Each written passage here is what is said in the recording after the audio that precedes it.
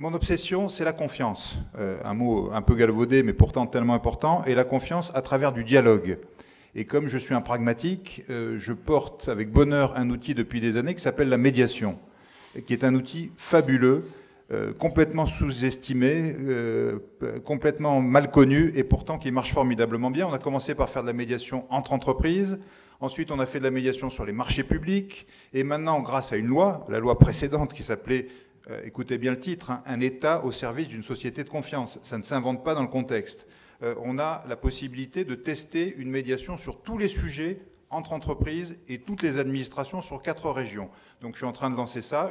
Je crois fermement que cette capacité, cette possibilité de dialogue va ouvrir des portes extraordinaires.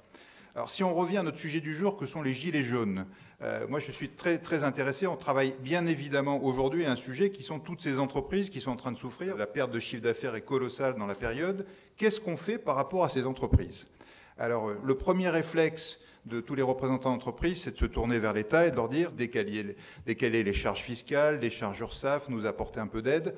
On parle effectivement de quelques dizaines, quelques centaines de millions d'euros qui vont aider, et c'est tout à fait justifié, ces entreprises qui ont souffert. Après, une fois qu'on a fait ça, on se tourne vers les banques. On leur dit, amis des banques, ça serait quand même bien que vous relâchiez un petit peu la pression. Bon, le crédit bancaire, là on est déjà dans des épures un peu plus grandes, c'est entre 100 et 200 milliards d'euros. Donc évidemment, on sent que si on peut relâcher un petit peu, c'est bien. Et puis alors, il y a un truc qu'on oublie complètement, c'est la grosse masse de la trésorerie des entreprises, c'est le crédit interentreprise.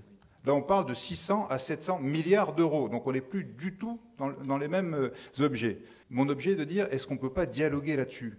Nous, on est en train de lancer une série de dialogues entre ces entreprises en difficulté et leurs clients et leurs fournisseurs. Et je crois que c'est d'abord par ce dialogue, avant de faire toutes les lois qu'on aura le temps peut-être de faire après, c'est d'abord par ce dialogue qu'on trouve des solutions.